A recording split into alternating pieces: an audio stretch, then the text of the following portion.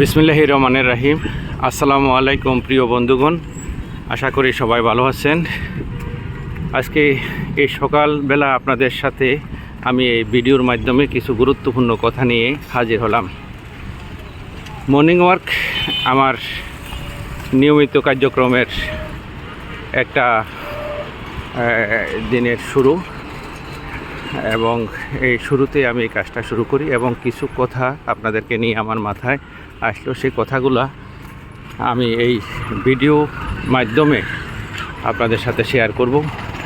কথাগুলো কোনো পূর্ব পরিকল্পিত না বা কোনো স্ক্রিপ্ট দেখে আমি বলতেছি না। আমার মনে জাগা দীর্ঘদিন এর অভিজ্ঞতার থেকে যদি কিছু সঞ্চয় করে থাকি আমি আপনাদের সাথে শেয়ার করব। আমি দুটা হোয়াটসঅ্যাপ গ্রুপ করেছি।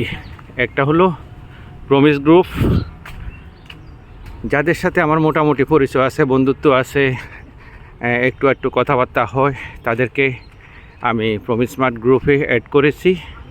এবং যারা আমার সাথে ব্যবসায় ওতপ্রোতভাবে জড়িত হয়ে গেছেন এবং আমার অফিসে আসছেন, প্ল্যান দেখেছেন, তাদেরকে আমি মিশন ম্যানেজার গ্রুপে অ্যাড করেছি। অর্থাৎ যদিও দুইটার মধ্যে একই তথ্যগুলো প্রদান করা হয়, কিন্তু মিশন ম্যানেজার গ্রুপে একটু বেশি করা হয়। মাঝে মধ্যে গ্রুপ কল দেওয়া হয়, তারপরে বিশেষ করে বেশি অ্যাক্টিভিটিস করা হয়, বেশি পোস্ট করা হয়, কারণ তারা এটার রহস্য আদি অন্ত সব কিছু বুঝে গেছে, তারা মোটেই বিরক্ত হবে না। কিন্তু যারা প্রমিস স্মার্ট গ্রুপে আছেন, শত বা অনেক দ্বিধাদ্বন্দ্ব নিয়ে আপনাদেরকে আমি পোস্ট করি যে কেউ যাতে বিরক্ত মনে না করেন। এখান থেকেই এই পোস্টগুলো দেখে দেখে অনেকে আমার সাথে সম্পৃক্ত হয়ে গেছেন। বাকিদেরকেও আশা করব আপনারা দেখেন, যদি ভালো লাগে কখনো আমাকে স্মরণ করবেন এবং আমাদের অফিসে আসবেন। তো যা হোক, যে এই জগতে ব্যবসা বাণিজ্য করতে গেলে একা করা যায় না। আমি যে প্রমিস স্মার্টের ইনভাইট পেয়েছিলাম 23 সাল থেকে, যারা আমাকে ইনভাইট করেছিলেন তাদেরকে ছোট করছি না, কেন জানি তাদেরকে আমার ভালো লাগেনি। তো তাই ওই জিনিসটা দিয়েই আমি মেজারমেন্ট করেছিলাম যে যেহেতু তারা আমার দৃষ্টিতে ভালো না, ওই প্রতিষ্ঠানটা হয়তো বা ভালো না। তো আমি আর যাইনি। পরবর্তীতে কাকতালীয়ভাবে আমাদের প্রিয় মেন্টর ইব্রাহিম খলিল লিটন স্যার এবং পাশাপাশি মুফতি জনাব জিয়াউল হক সাহেব আমাকে ইনভাইট করে। তখন আমার মাথার এটা টনক নড়ে গেল। দুইটা মানুষকে আমি দীর্ঘদিন যাবৎ চিনি, তারা যে সেই জায়গায় বসে না, দেখে না, বা বলতে গেলে যে কোনো খাবারে মুখ দেয় না। তো তখন আমি চিন্তা করলাম যে দুইটা মানুষ যখন আছে তাইলে দেখা যায় এটা বিষয়টা কি। আমি নির্দিষ্ট সময় চলে গেলাম। যাওয়ার পরে ওই প্রতিষ্ঠানের 3য় তলা থেকে 7ম তলা পর্যন্ত অফিস। আমি অর্ধেক দেখার পরে বললাম যে আজকে আর আমি কিছু করব না, চলেন অফিসে আমি অ্যাকাউন্ট ক্রিয়েট করব এবং কাজ শুরু করব।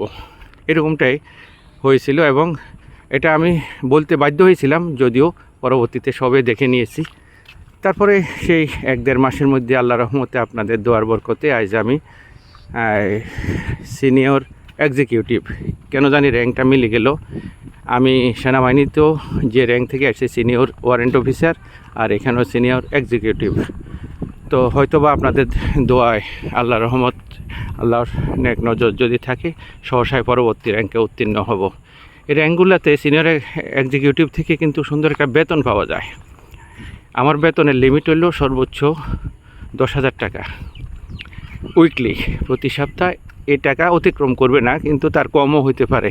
এটা একটা সিস্টেমে বেতনটা বিতরণ করা হয়।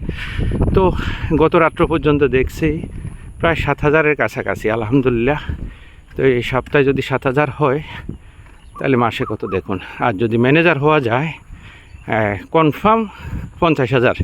এটা ওভার হয়ে যায়, কিন্তু লিমিট হলো সর্বোচ্চ 50,000, যেটা নাকি চোখের সামনে আমাদের প্রিয় মেন্টর ইব্রাহিম খলিল লিটন স্যার পাচ্ছেন।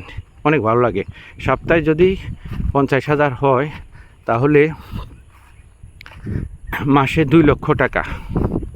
তো এর মধ্যে একটা র্যাঙ্ক আছে যেটা নাকি সবচেয়ে ইউনিক আমার মনে হলো। আমরা বিগত জীবনে যে যা করি না কেন আমাদের ফ্যামিলির নিরাপত্তার জন্য সব কিছু করি। তো এই র্যাঙ্কটা যদি আপনি ভুলেও অতিক্রম করেন বা অর্জন করেন, অতিক্রম শব্দটা ঠিক হয় নাই, যদি আপনি ওই র্যাঙ্কটা অর্জন করেন, দেখা যাবে যে আপনার ফ্যামিলির একটা নিরাপত্তা পেয়ে গেছেন। কীরকম সেটা, যে ওই র্যাঙ্কের কোনো সদস্য যদি মৃত্যুবরণ করেন, তাহলে ওই মাসের ওই টোটাল সেলের 5% ওই ফ্যামিলিকে সহযোগিতা হিসাবে দেওয়া হয়। এটা অনেকের জানা ছিল না। দুর্ভাগ্যবশত কিছুদিন আগেই একজন সদস্য প্রমিস মাঠের মৃত্যুবরণ করেন এবং অফিস থেকে ডেকে তাদেরকে ওই মাসে 17 লক্ষ টাকা দেওয়া হয়। তো দেখুন, যেটা নাকি জানা ছিল না, যেটার জন্য প্রস্তুত ছিল না, কেউ মৃত্যুবরণ করে তার ফ্যামিলির জন্য 17 লক্ষ টাকা দিবে, এরকম প্রস্তুতি আসলে কারোরই থাকে না, আমাদেরও নেই। আমরা যারা আছি তারা কেউ এরকম হয়তো নিয়ত করবো না। আমরা দীর্ঘদিন বেঁচে থাকার আশা নিয়ে আমরা জীবনযাপন করতেছি, কিন্তু তারপরেও যে সিস্টেম করে রেখেছেন আল্লাহ তাআলা, আমি আপনি চাইলেও সারা জীবন আমরা থাকতে পারবো না। তো পৃথিবীর নিয়ম মাফিক যদি পরপারের ডাকে আমরা সাড়া দিতে হয়, তাহলে এই সাপোর্টটা কিন্তু ফ্যামিলি পাবে। যদি আমরা একটা ছোট হিসাব করি যে একটা সদস্য একবারে বিগত জীবনের বিভিন্ন টানাপোড়েনে নিঃস্ব হয়ে গেছেন, সে যদি এখানে এসে মনে প্রাণে ভালোবেসে যদি ওই র্যাঙ্কটা অর্জন করে, সর্বশেষ তার অবদান তার ফ্যামিলি সারা জীবন স্মরণ করতে হবে শ্রদ্ধার সাথে। তার অবদান, তার এখানকার কাজের উত্তরসূরি হিসাবে তার নমিনি তো পাবেই, এবং তাৎক্ষণিকভাবে 17 লক্ষ টাকা পাবে। যদি আল্লাহ না করুক কেউ মৃত্যুবরণ করে, তার তাৎক্ষণিক লাশের সৎকারের জন্য যদি 3 লাখ টাকা খরচ করা হয়, আর 15 লক্ষ টাকা যদি ওইখানে রিসেল করা হয়, তাহলে প্রতি মাসে আসবে প্রায় 80,000 টাকা। এই 80,000 টাকা নাড়াচাড়া করে একটা ফ্যামিলি সুন্দর এবং মানসম্মতভাবে সসম্মানে বেঁচে থাকতে পারবে। তো এরকম একটা যে সুন্দর একটা ব্যবস্থা রেখেছেন যে কর্তৃপক্ষ, তাদেরকে দোয়া না করে কোনো উপায় আছে? আল্লাহ তাদের দ্বারা এইভাবে মানুষ যাতে আরও উত্তর সুযোগ সুবিধা লাভ করেন, জীবনযাপন করতে ব্যবস্থা করতেছেন ও আপ্রাণ চেষ্টা করে যাচ্ছেন, তাদেরকে আমরা যেখানে আছি, যে আমার এই বক্তব্যটুকু শুনছেন, একটু দোয়া করবেন তাদের জন্য, করজোরে একটা অনুরোধ করলাম। আরেকটা বিষয় উল্লেখ না করলে নয়, যেটা নাকি আমার সুপার আপলাইন, আমার আপলাইন হলেন জিয়া সাহেব, আর আমার জিয়া সাহেবের আপলাইন হলো ইব্রাহিম খলিল লিটন স্যার, এবং ওনার আপলাইন সরাসরি হলে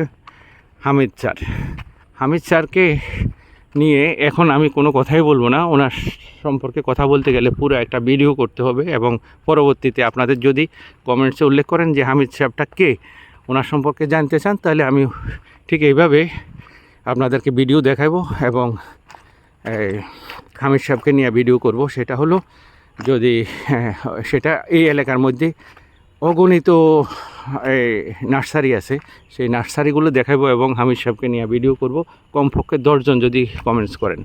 আচ্ছা, যা হোক, পরবর্তীতে আসি ইব্রাহিম খলিল স্যারকে নিয়ে।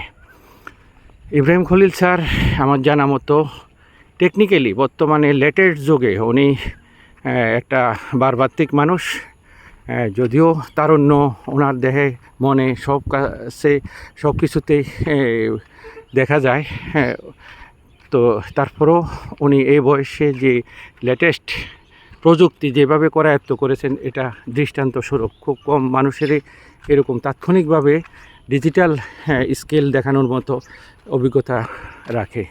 তো ওনার অভিজ্ঞতা, ওনার কমিউনিকেশন স্কিল, ওনার বাচনভঙ্গি, ওনার উপস্থাপনা, ওনার ম্যানেজমেন্ট, ওনার মানুষের সাথে বিহেভিয়ার এবং প্রোডাক্ট এবং এই কোম্পানির আদি অন্ত সম্পর্কে যে পরিমাণ ওনার অভিজ্ঞতা, এরকম মানুষের সাথে কেউ যদি ওনার সম্পৃক্ততা অর্জন করতে পারে, ওনার সাথে আসে, সে আল্লাহর রহমতে আমি এক দৃঢ় চিত্তে বলতে পারি সে সফল না হয়ে থাকতে পারবেই না। দেখুন, আমরা যাই কিছু করি টাকা অর্জনের জন্য করি, এটা সত্যি কথা, কিন্তু এখন আমার মাথার ভিতর নেশা ঢুকে গেছে যে ওনার কাছ থেকে কিছু শিখব। আমি নিশ্চিত বলতে পারি, এখানে যদি কেউ একবারে নিঃস্ব হয়ে যান, কোনো কিছু উপায়ান্তর দেখতেছেন না, এই মানুষটির সাথে পরিচিত হন। আমি কাউকে ছোট করব না, বিগত জীবনে অনেক জায়গায় কাজ করেছি, অনেক যোগ্য লোক পেয়েছি, অনেক মেন্টর পেয়েছি, তাদের প্রতি শ্রদ্ধা রেখে আমি বলতেছি তারাও অনেক ভালো, কিন্তু আমার এই সুযোগটা তাদের সাথে আসে নাই যে সুযোগটা আমি ইব্রাহিম খলিল স্যারের সাথে পাচ্ছি। একদম এক এলাকায় বসবাস করি, অফিসে যাওয়ার পথে ওনার গাড়িতে যাই, ওনার গাড়িতে আসি। আরেকটি সুখবর হলো, এখন ওনার গাড়ি হলো মোটরসাইকেল।